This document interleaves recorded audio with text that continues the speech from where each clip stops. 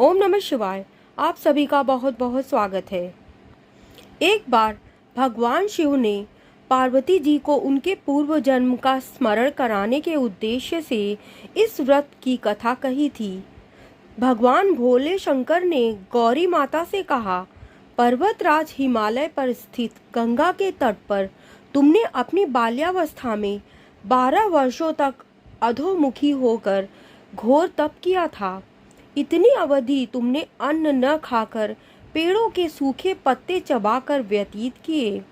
माघ की विकराल शीतलता में तुमने निरंतर जल में प्रवेश करके तप किया। वैशाख की जला देने वाली गर्मी में तुमने पंचाग्नि से शरीर को तपाया।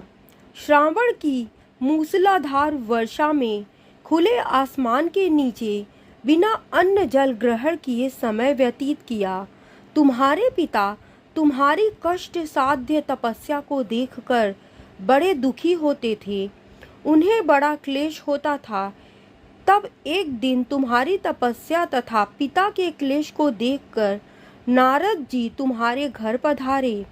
तुम्हारे पिता ने हृदय से अतिथि सत्कार करके उनके आने का कारण पूछा।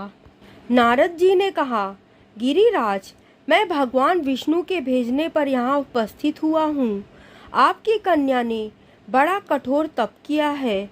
इससे प्रसन्न होकर वे आपकी सुपुत्री से विवाह करना चाहते हैं। इस संदर्भ में आपकी राय जानना चाहता हूँ। नारद जी की बात सुनकर गिरिराज गदगद हो उठे। उनके तो जैसे सारे क्लेश ही दूर हो गए। प्रसन्नचित होकर वे बोले, श्रीमान, यदि स्वयं विष्णु मेरी कन्या का वरण करना चाहते हैं तो भला मुझे क्या आपत्ति हो सकती है। वे तो साक्षात ब्रह्मा हैं। हे महर्षि, यह तो हर पिता की इच्छा होती है कि उसकी पुत्री सुख संपदा से युक्त पति के घर की लक्ष्मी बने। पिता की सार्थकता इसी में है कि पति के घर जाकर उसकी पुत्री पिता के घर से अधिक सुखी रहे। तुम्हारे पिता की स्वीकृति पाकर नारद जी विष्णु के पास गए और उनसे तुम्हारे विवाह के निश्चित होने का समाचार सुनाया। मगर इस विवाह संबंध की बात जब तुम्हारे कान में पड़ी तो तुम्हारे दुख का ठिकाना न रहा। तुम्हारी एक सखी ने तुम्हारी इस मानसिक दशा को समझ लिया और उसने तुमसे उस विक्षिप्तता का कारण जानना चाहा। तब तुमने बताया, मैंने सच्चे हृदय से भगवान शिव शंकर का वरण किया है, किंतु मेरे पिता ने मेरा विवाह विष्णु जी से निश्चित कर दिया।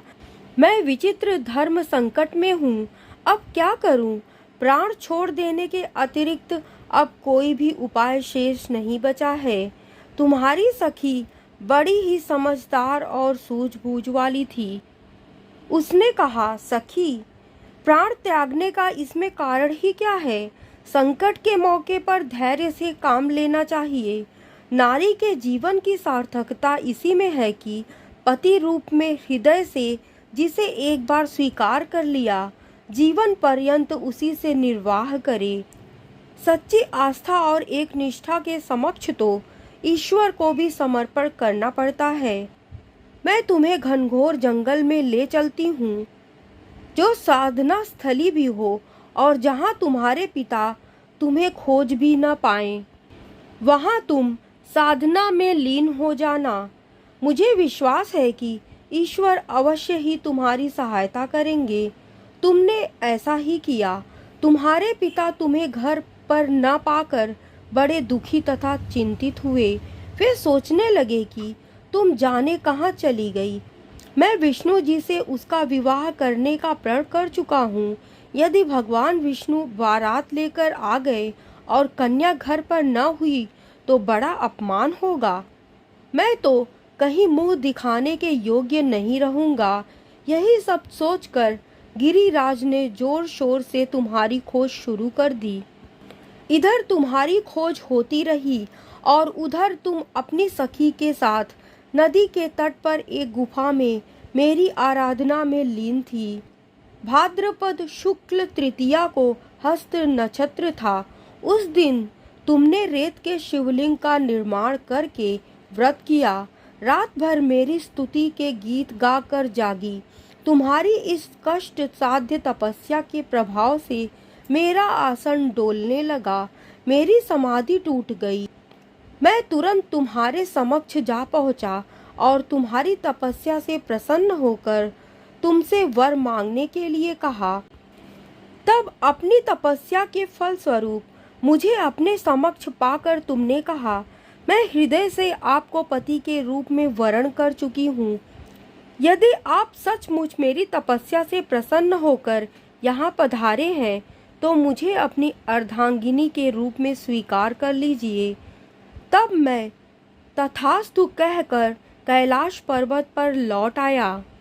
प्रातः होते ही तुमने पूजा की समस्त सामग्री को नदी में प्रवाहित करके अपनी सहेली सहित व्रत का पारण किया। उसी समय अपने मित्र बंधु व दरबारियों सहित गिरिराज तुम्हें खोजते खोजते वहां आ पहुँचे और तुम्हारी इस कष्ट साध्य तपस्या का कारण तथा उद्देश्य पूछा। उस समय तुम्हारी दशा को देखकर गिरिराज अत्यधिक दुखी हुए और पीड़ा के कारण उनकी आंखों से आंसू उमड़ आए थे। तुमने उनके आंसू पोंछते हुए विनम्र स्वर में कहा, पिताजी, मैंने अपने जीवन का अधिकांश समय कठोर तपस्या में बिताया है।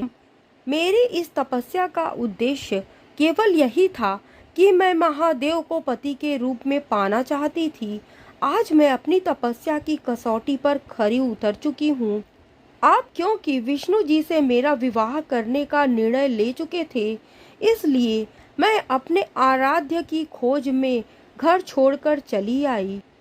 अब मैं आपके साथ इसी शर्त पर घर जाऊंगी कि आप मेरा विवाह विष्णु जी से न करके महादेव जी से करेंगे। गिरिराज मान गए और तुम्हें घर ले गए। कुछ समय के पश्चात शास्त्रोक्त विधि विधान पूर्वक उन्होंने हम दोनों को विवाह सूत्र में बांध दिया।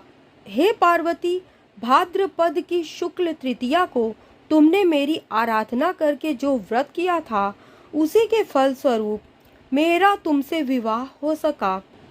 इसका महत्व यह है कि इस व्रत को करने वाली कुंवारी कन्याओं को मनोवांछित फल देता हूँ। इसलिए सौभाग्य की इच्छा करने वाली प्रत्येक युवती को यह व्रत पूरी एक निष्ठा तथा आस्था से करनी चाहिए।